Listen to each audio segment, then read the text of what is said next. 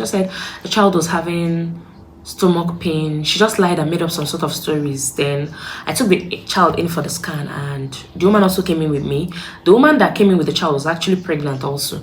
So me on about to do the scan, I discovered that the child in question was pregnant.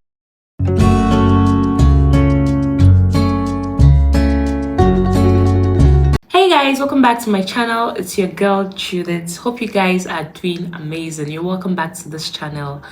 So today we're going to be touching a very dicey topic, and I'm calling it dicey because a lot of people may disagree and a lot of women may not necessarily agree with what I'm about to say, or a lot may be able to relate, right? But so something happened. I'm going to be inserting screenshots on the screen of what the story is all about. So a doctor posted that a woman brought in an 11-year-old child for an abortion, and she, on inquiring, everything eventually led to she discovering that it was the woman's husband that molested and raped their child and got her pregnant. Now, I think on the way they had to report to the police and take it up, and I'm grateful for that doctor, Dr. Bells. I'm grateful that there's still a lot of people that will do the right thing, because a lot of hospitals will want to shush you and die down the matter because of, oh, they don't want any trouble, they don't want this and that, right? And this happens because also, I'm grateful that also that's why I say being in medical profession is more like, you should have more passion for it than just actually getting into it, because now your passion and your love for humanity is going to outweigh a lot of things you're going to witness in the hospital, because being in the hospital line, you're going to be the counselor and therapist to many of your patients. Now, something happened a few years ago when I was still working up. I think that was in my 411 when we were still doing clinical posting and all that. So it was beyond my control. I couldn't do much. It's not unlike now when I know that I can do a lot of things. So I was working in a health center where I was in charge of the ultrasound at then. So a woman walked in with a child for a scan, and after asking her questions, oh, why she was getting, she just said the child was having stomach pain. She just lied and made up some sort of stories. Then I took the child in for the scan, and the woman also came in with me. The woman that came in with the child was actually pregnant also. So me on about to do the scan, I discovered that the child in question was pregnant, and this child was 14 years old. Then I rounded up with the scan quickly and started asking them other questions. And you know how women, when they're trying to cover up something, they switch to being aggressive. Next thing she was like, why am I asking all these questions? It's not my business, this and that. And I said, it's my business. Madam, it's my business, because this is a child. I need to know what happened, or I would raise an alarm. In the course of me and her exchanging words and all that, and when before I confronted the woman, I took the child privately to ask her questions, and I discovered it was the woman's husband.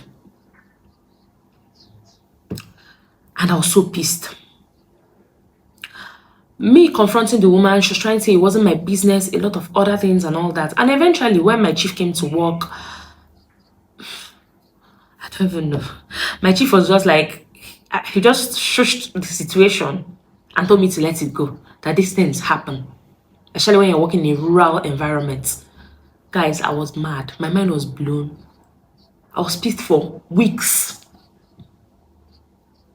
Like, I didn't even see the morale to come to work because I felt very bad. And my chief as at then was a man. So I felt like, is he trying to defend his fellow man or whatever? Because I already told him the full story of what the child actually told me. And the woman in question, you're pregnant. When I wasn't trying to talk into, I was trying to say, you're pregnant and you're actually trying to terminate another child. Even the spiritual effect of it, as bad as it is, you don't even care. And then what if something happens to this child, or this child dies? In quotes, you're trying to protect your husband. You don't want the shame to be on your husband. If a man could go as low as trying to sleep with his child, respect has gone. No, he's a beast. He doesn't even deserve to be called your husband. He deserves to spend the rest of his life in prison, locked away for life. But because most Nigerian women are male-centered, they'll sweep it under the rug. Why would you do that? Even if you don't love yourself enough to fight for yourself, but for your child, the child you wasted blood and sweat to have, you watch another man defile him, him or her, and you shush it because he's your husband, and you should cover the shame of your husband. A woman should cover and hold her family together, right? Beautiful. Now, let me tell you what will happen after you must have shushed the whole situation. You've ended up breaking that child, her esteem, her character, and a lot of things. And you don't deserve to be called a mother. I know people are going to say, until you wear that shoe, you don't understand. There's no shoe to wear. If a man I call my own, as my husband defiles my child, you are no longer my husband. You're not fit to be my husband. You're not even fit to be called a father. You're now a beast and you'll be locked up. So there's no shoe to wear. Talk more of to understand where the shoe pinches you. It's not pinching anything. There's no shoe to wear. Because why? Okay, now the child is pregnant. You want to abort the child. You want to abort a baby, a fetus from a child. The trauma. The child is looking at you with tears, pity in their eyes, hoping that, oh, my mother will do something for me. But no. My mother is saying, let's die down the matter. Let's close down the matter. People don't need to hear. People will laugh at us. Why does a child need to cover your shame? Why do you feel your child that has been traumatized, that needs healing, that needs love and care, to even help her heal emotionally and come out from it, because that is a lifelong trauma. Rather, you are putting on the responsibilities on her to help you cover up your man's shame. That's where being male-centered comes in. Why do we do this as Nigerian? It's very distasteful. And I think it's evil even in the sight of God. It's what they call incest. The Bible frowns at it. Because, okay, let's say, as human beings, we are judging. But even the Bible, the word of God says, this is incest. And it's wrong. It's even worse than adultery. And you're covering up the shame. And then, it also brings me to the fact of, and I say, the reason why a lot of women act this way is because you have no self-respect and self-love for yourself. Oh yes, I said it. Because anybody that loves themselves will be selfish enough to protect your interest. That's why most women are in abusive homes, and they'll tell you, you don't understand, he makes me happy, he gives me this one. I feel that him beating me is a sign of correction. You're not okay, you need therapy. Because that can be the only way for you to say that someone actually hitting you, disfiguring you, giving you bruises is a sign of love. Also, I had a situation of a woman I met at, I used to know her from somewhere, and where we used to live previously, and her husband was beating her. I would see her with red eyes and all that. And I told her to report to work on and the rest of it.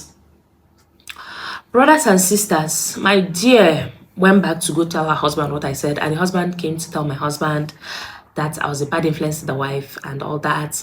That, you know, the wife respects me so much and he feels that.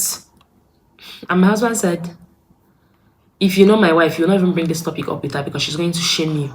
Because why would you even beat a woman? My husband tried to advise him and talk to him and the rest of it, and he was even making excuses. And when my husband came to tell me, my husband was like, that he's telling me I shouldn't be giving my advice to people, that you know that it's not what will work for me, it's not what will work for everybody. I'm like, this is not even a matter of what will work for me, because what do you even mean? This is not a matter of what works for me. If you love yourself too much, why will someone hit you? And you go back and make love with the person and even use my name to make peace. But the truth of the matter, you are the one that will still die in the marriage. It's not me. My husband doesn't beat me. You're the one who is being panel beaten. You're the one who still went to report me. And when I thought about Wakon, I was explaining that Wakon was an agency that they're in charge of women, girlchild and all that. They're in charge of any case of molestation, domestic violence and the rest of it. My dear, when to tell her husband, I said they should lock him up. And the husband came to tell my husband. And my husband was, when they were saying it, my mama was saying, I used to tell you to carry people's matter in your head. When it happens like this, you don't rest until you solve it. Not everybody will take your advice. And I find that funny because it means I'm doing something right for myself, because it's not even a matter of not everybody will take my advice. I love myself too much and I'm too selfish about myself that you cannot come and beat me and then go scot-free. or will still be married, or still profess love. Some people say you don't understand. The thing that even explain me is the shoe that they'll tell you you're not wearing the shoe, you don't know where it's pinned. Which shoe? The shoe that you put yourself inside, or the shoe that someone else put you inside? Because if you beat me, hey, and tomorrow you're coming to touch me, hey, oh my God, hey, the irony. You panel beats me, this will come my body, I come to that same body. Does it even make sense? In the hospital, you see a lot of things. Sometimes you see women coming with bruises, you're asking them, they're making excuses, they fell down and whatever. And eventually, when you die or something happens to you, they'll say, yeah, she should have left though. Live while you still have your life and live for those children. Because tell me why, in this, back to the issue at hand that even brought me to this thing, because it just rounded up everything. I feel like most Nigerian women are male-centered, and that's just the tea. They're male-centered. And I mean in every sense of the word. Oh, a man's shame should be covered. When a man does something, it's okay, it's the norm. Oh, it's the traditional way. We should cover it. I'm sorry, but I'm not going to raise my son to be like that. I'm not going to raise my sons to be like that. What is bad is bad. What is good is good. There's no making excuses that you're the male species or you're the female species. And the reason why most women can't also leave abusive relationships and the rest of it is financial independence. Because if you're not financially independent, how would you live? Which brings me to the point of, you're getting married and someone is telling you, I don't want my woman to be working, I want you to sit down, don't do anything, but I don't want you to have any businesses, I'll give you the money, I'll provide everything, and you're okay. That is broad daylight slavery. Me, I will not sign up for it. I'll not allow any of my family members to sign up for it, that marriage. On the long run, when you're starting up, it seems very sweet, I can do it, it's enjoyable. On the long run, you will sweat blood. Emotionally and otherwise. And I see people also who share the idea that a woman should not, they still believe in the 100-0. That's your choice, that's okay. I don't believe in it. I'm not saying I believe in 50-50, but I believe in a woman should contribute to the house. You should be proactive in the decisions of the house. It makes you have some words. If in my home I don't contribute anything financially or do anything, bro, I'm going to feel like I'm just useless. I'm just being very plain. Why? So tell me why someone will sit down, you're not doing anything, you're not allowed to leave the house. Most times they even get to decide the friends you keep and the whole lot of them, because of course you're not contributing anything, you sit down one place. And then when they cheat, that's why you can't leave, because there's no money to your name, you can't do anything. And then when they hit you, you can't leave, because with 4 children, 5 children, where are you running to? And then you're using the quote, if you're wearing the shoe, you will not understand until you wear the shoe. You signed up for it. In this daytime and era, things are changing. There's thank God for social media. Now you can become a content creator. A lot of people are content. In fact, everybody is a content creator now in Nigeria. And for most people, it's paying. You just have to find what works for you.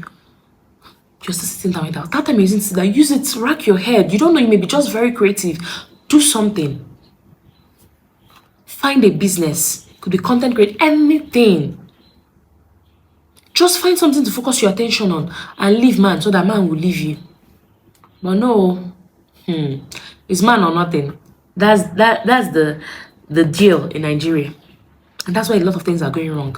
That's why you can't set things right in you. The duty you owe your children when you bring them into this world is to protect and defend their honor. Both as a man, as a female child, and as a male child. And not to subject them to molestations under your roof. This one is never something that happened outside. You can be like, oh, you were not there. Under your roof, your child was molested, dehumanized. And you wrapped it, folded it, and kept it down because he's your husband and he's a man. You don't want the world to hear it. I don't know, but I just feel like women, we need to do better. You need to do better. If you fall under this group, you need to do better. And I saw it, someone put on one of the ladies I follow, she put women under the tear eyes small for marriage, and people are like coming for her men, because of course they would misunderstand. She was not coming from the angle to disrespect your husband or not to be submissive. No, she's coming from the angle to know what is good for you and be selfish enough to fight for you and what suits you and suits your interest as a person. But people came for her because in Nigeria we don't like to be told the truth, and as adults, if you say it's the traditional men, they'll tell you my father's married, even when he beats them, they are still together, they still love themselves. I'm not your father, oh, and I'm not your mother, and you will not find me there. So guys, leave your thoughts in the comment sections. Let's keep it engaging. I want to see what you feel about this particular topic. Let's talk about it. I heard that it's more rampant. A lot of women are saying a lot of things under the comment section, like this has been happening a lot. So let's, put heads together in the comment section and discuss. Please be kind with your comments. Don't come for me. I'm just being very honest on what I feel, and this is a very touchy issue, and that's why I said it was a dicey situation. So guys, don't forget to like, subscribe, share, and all that good stuff, and I'll see you in my next video. Bye.